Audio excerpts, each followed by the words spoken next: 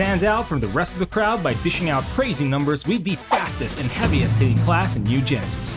Let's go!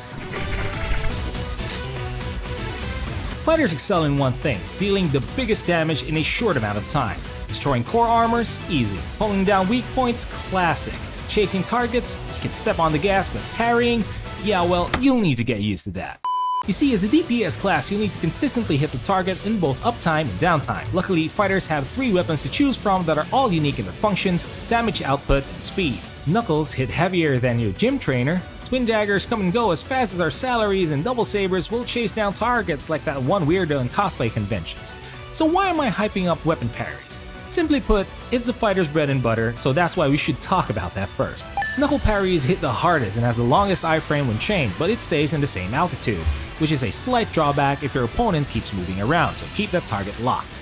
Twin daggers have the smoothest weapon actions and can chase down a locked target, but a mistimed parry can cut your DPS short as you barely have any super armor in your photon arts. Double sabers on the other hand specialize in parries that have different functions depending on what you need, whether dealing more damage while generating whirlwind stacks or generating more PP with longer iframes. Before we proceed to PAs, I just want to share the importance of skip arts and skip attack.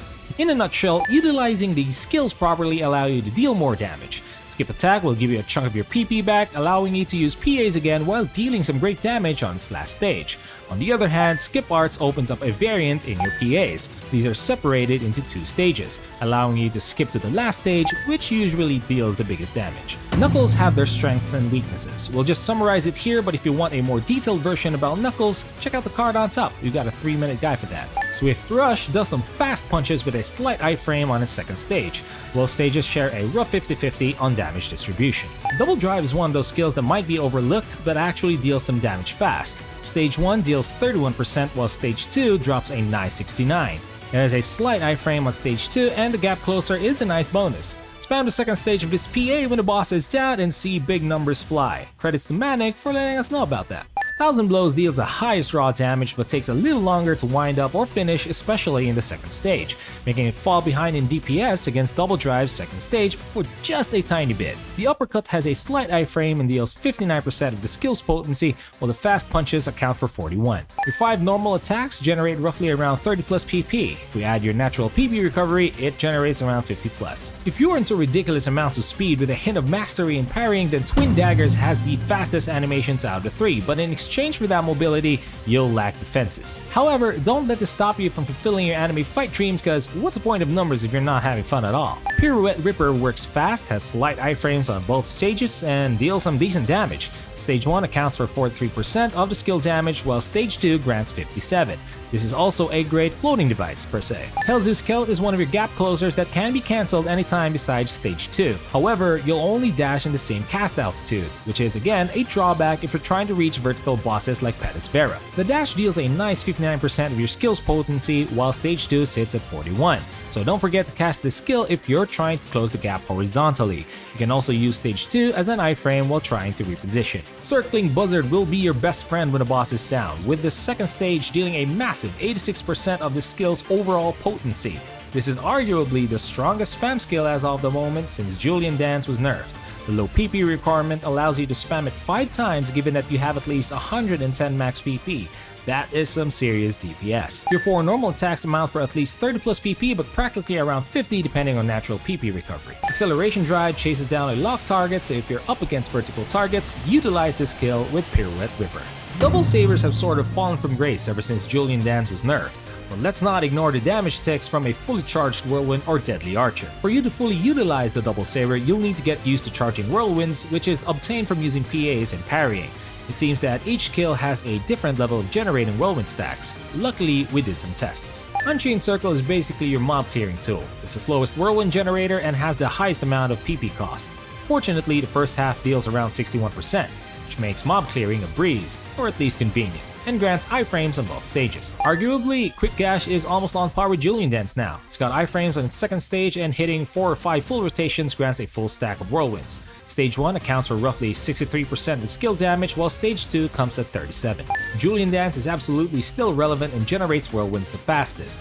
Hit around 3 to 4 complete rotations and you'll get full stacks. Pressing the directional key along with the skill will allow you to charge onto a target for some decent distance. Pressing it again just before the second stage will reset the attack to Stage 1. Therefore, the spam. It takes some time to master and you might end up dashing past or around the target, so don't worry if you don't get it the first couple of times. Stage 1 now has a fair 26%, while the flurry slashes come at 74%. A couple of things to note too is that we also noticed that spamming Stage 2 of Julian Dance generates more whirlwind than the dash spam. Speaking of which, there's a slight window of super armor right before the slash ends in Stage 1. Neat. Deadly Archer is not a photon arc, but is definitely worth talking about.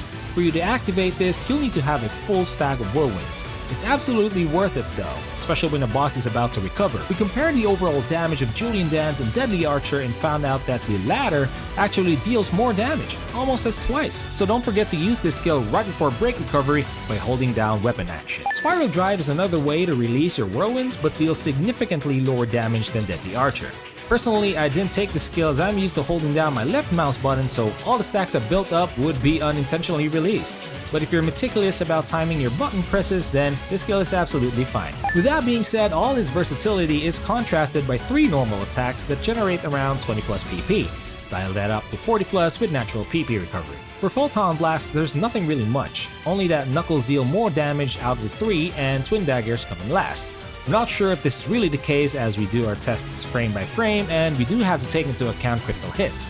Overall, they just look so badass. For weapons, these are our recommendations. Knuckles can go for Catilia with Fixa Attack and Troy-Da with Fixa Fatale. Now it might sound weird, but hear me out. With the rough current base attacks that we all have, which is around 900 to 1100, Troy-Da grants you a permanent 7% crit rate by the least, without having to worry about sidestepping. Add a level 4 to 5 Fixa Fatale and that's around 19 to 24% tops. This allows you to stick to your target and deal consistent damage instead of cutting it short for that 15% boost in Resurger. It's pretty cheap in the market too, but still, it's not the end of the world if you've invested in Resurger. We can't turn our backs on the convenience of Resurger having all the weapons for each classes, which opens up a wide array of multi-weapons. Twin Daggers can go for Troy-Da and Resurger, with Forces being a personal choice. Double Sabers on the other hand have a wider variety. Vialto to compensate for the PP costs, Troy-Da and Resurger for the same reasons mentioned earlier. Subclasses are more of a personal choice, but if you talk about the meta, we'll suggest Hunter for tankiness and fun multi-weapon options, such as the Wired Lance. Gunner for some extra attack PP recovery with the option to go ranged, and Force for natural and activated PP recovery with great utility. Multi-weapon suggestions are Wired Lance or Sword if you go for Hunter for some utility and mob clearing. Talus and Rod are great choices for Force subclass as it draws out the enemy weakness with its utility, and since fighters are PP hungry, the Talus weapon action is basically additional passive PP recovery. Remember, multi-weapons only work if both weapons are from the same series. This is where Resurger wins above everything else because of its variety. That's it for now, fellas. Thank you so much for watching and we hope you enjoyed this guide. If you think we missed something, please let us know down in the comments. And as always, peace, be nice, stay safe, and we'll see you next time.